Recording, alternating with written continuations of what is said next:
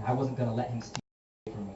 Instead of being drug around by the horrors that he committed in my family, I was not going to let that happen to me. I'm not going to sit around and say, Daddy did this to me, and Mommy did this to me, and that one person touched me wrong, and let that affect the course of my life. Because then they win. Then they perpetuate that, you know? They have all these insecurities. We're not born with insecurities. No little kid is born with an insecurity. But somewhere along the line, we learn insecurity. Someone tells us that we're too old, or we're too young, or we're too skinny, or we're too fat, or we're too dumb. Our hair looks like shit, we have greasy skin, we have bad skin. And we believe that shit, and we let it hold us back. We let it hold us back, and we believe that shit. And that's what I believed. I believed that I didn't have the capacity to forgive someone. I didn't have that. I was always the last picked. I was always the one counted out. And I was going to stop it right here. And I did. And I looked at that man, and I relaxed myself. And I stuck out my arm. And I stuck out my hand. And he looked at me. And he was taken aback because he noticed that my posture had relaxed a little bit. And he went and he held my hand, and I shook it. And then I took my hands and I put them on his shoulders.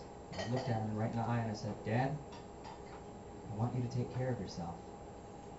And I went in and I hugged him. And in that hug, I let go of so much hate and so much animosity. And I felt it fall away from my chest and out my fingertips. And I let him go. And I looked at him. And I said goodbye. And I turned around and I walked out that door. On the ride home, I was driving back to my apartment. And I remember I couldn't breathe really deep. I remember I was breathing really shallow. Because I couldn't believe that I did it. That I did it. The kid that no one ever believed. No one believed in me. And I did it. I did something that if you would have came up to me 2 hours prior and said, hey, I want you to go into this room where a bunch of people hate you, and I want you to hug your father, I would have been like, bullshit. Not going to happen. It's like the most impossible thing that I can comprehend. But I did it. And yeah, I was proud of myself. And there's nothing wrong with that. And I drove home, and when I got home, I opened up my computer, and I wrote a little something about it because I wanted to remember what that moment felt like, because I knew it was one of those poignant moments in my life, and I wanted to remember what that felt like. And I wrote about it. And then I started thinking about it.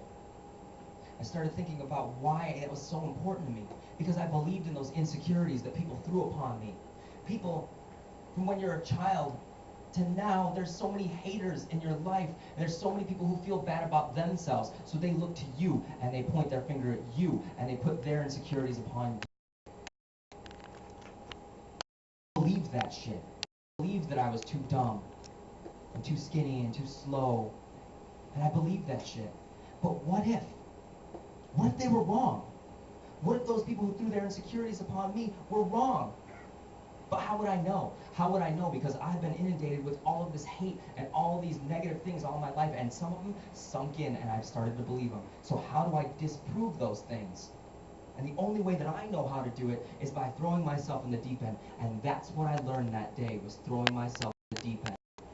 No one in that room to hold my hand and make sure that, I wasn't lynched. But I did it myself. I walked in that room and I did it myself. And yeah, you're goddamn right, I was proud of myself. And I did it. And I love that feeling.